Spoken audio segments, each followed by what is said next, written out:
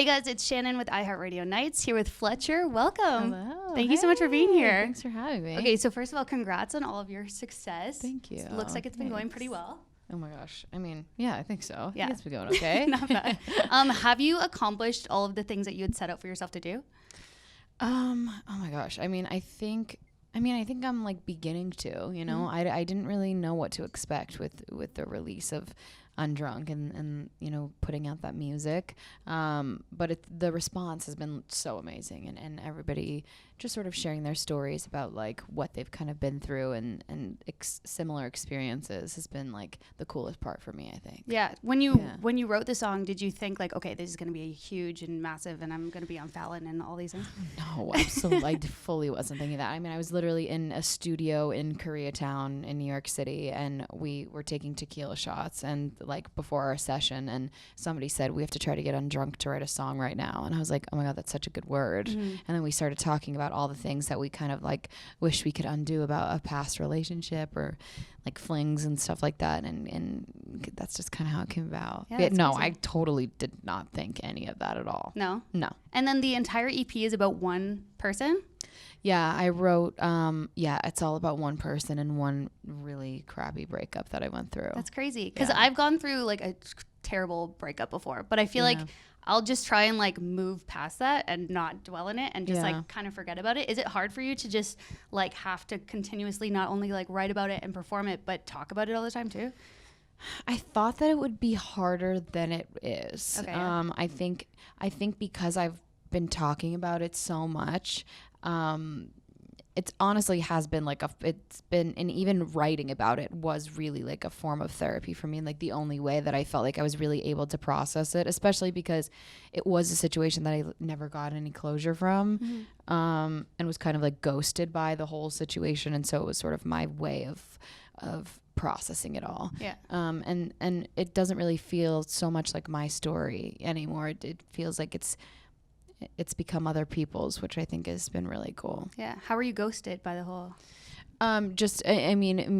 Meaning in terms of there was never sort of really like it was just like cut cold turkey out of somebody's life. You know, and that was like really, it's traumatizing. Yeah. Like breakups suck. Seriously. It's a word.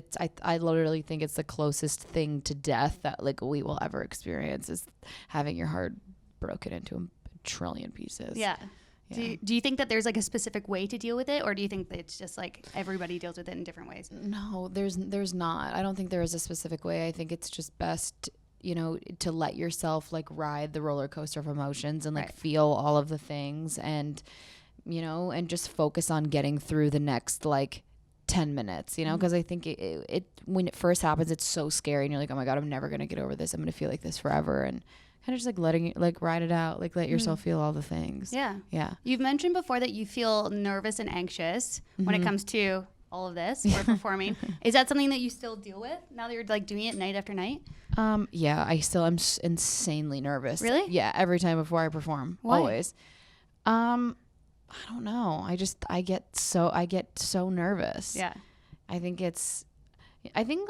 most of everyone, I think like a lot of people's fears stem from like being so worried about what other people think about them. And I think that that's something that I think about often, and I'm trying to give less, you know, trying to care less about that. Yeah. Do you find it hard to be your authentic self in this industry?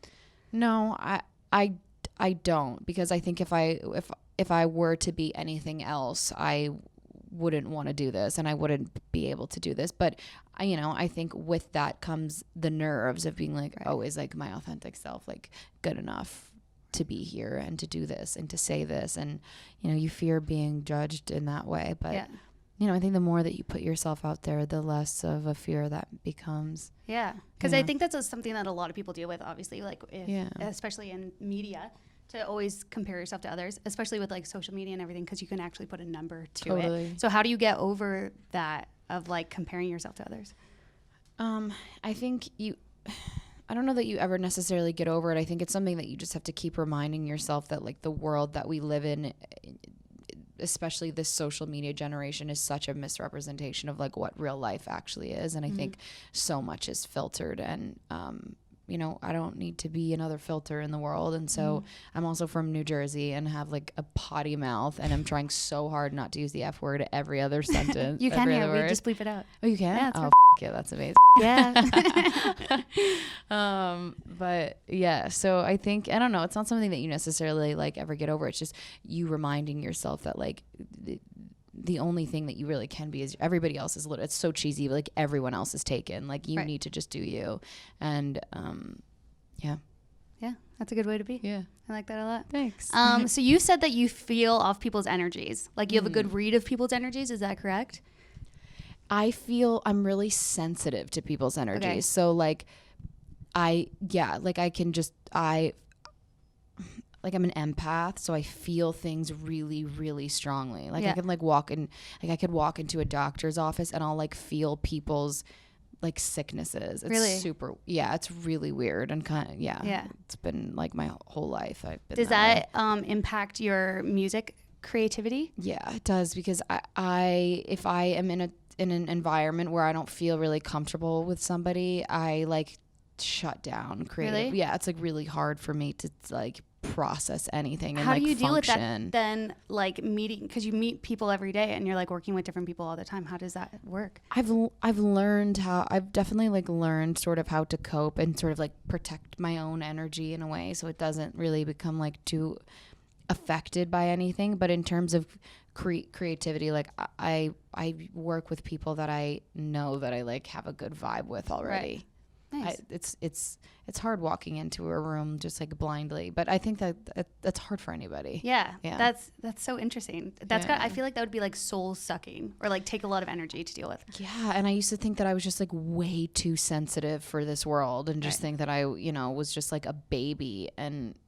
But I've definitely learned to like make it a little bit more of a superpower than like a weakness of mine. That's a good way to be. Yeah, because I feel like if I would just like latch onto somebody else's bad energy and then just be like grumpy. Totally, and like let it affect you and sort of it kind of I think it in times like it has made me like a bit of a social chameleon, like kind of just sort of like blending into what the energy of a room is. Yeah.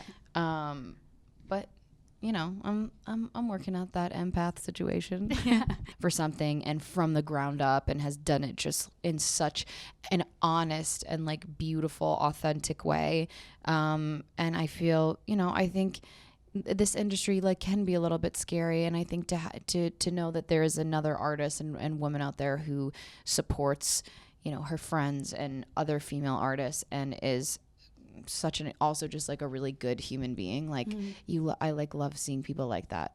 She seems like a perfect example of that. Like she just, you see her and you're like, okay, you are totally your authentic self. She really is. And she is just very unapologetically herself, and I think that is just something that everybody can sort of take a little bit of a lesson from. Totally. She's amazing. So you've been spending a lot of time on the road. I have. What do you wish that you knew before you like ventured out on these travels? Man, I wish I knew. Being in a different hotel room every night is really taking a toll on me. Is it? Why? Yeah, like I need to like bring something that makes it feel like the same every time. And that's something that Maggie told me. She was like, bring a blanket everywhere you go, and so you can throw it on any bed and it feels like a little bit more homey, or like a candle. And so next time I go out on the road, I'm gonna have something that I can take to each place and just make each place not feel like it's so different from each other. And just like a stranger. That's a good tip. I like that. That's sweet. That too. Okay, so you starred in a small film called How Katie Howard Found Herself. Oh my gosh. In 2010. I tried to find it online and I couldn't find it anywhere. It literally, so many people ask me about this, and it's like it's not a real thing. But it was like you have an IMDb page for it. It seems like it's a thing. I need to get rid of that. It's not a thing. It like literally was like a high school project. Oh, really? Yeah. See, that's what I was trying to find. That's probably why there was a lot of information out there about it. I never want it to ever see the light of day. Yeah. Like I was like in 10th grade in high school and not an actress. That's what I was going to say. So you've done that. And then you were also like a Disney princess interpreter or whatever. Yeah. So is that something, would you ever get back into acting? Or maybe get into acting? Maybe. Yeah? I think it's something that I am incredibly like interested in and have a ton of respect for actors and actresses. I think, I don't know, I always get scared though that like being an actress, I feel like I would get so into a part that I would like go crazy over it because I'm like so OCD that I feel like I would take the what is it called, I don't know, I'm totally blanking on what it even is called, right? Method acting or whatever. Like take it to like a whole nother level. Just like become that person. Like get way too into the part. Not be able to break character after. Yeah, exactly. That's sweet. Awesome. Well, thank you so much for joining us. Good luck tonight. Thank you. And enjoy your time in Toronto. Thanks.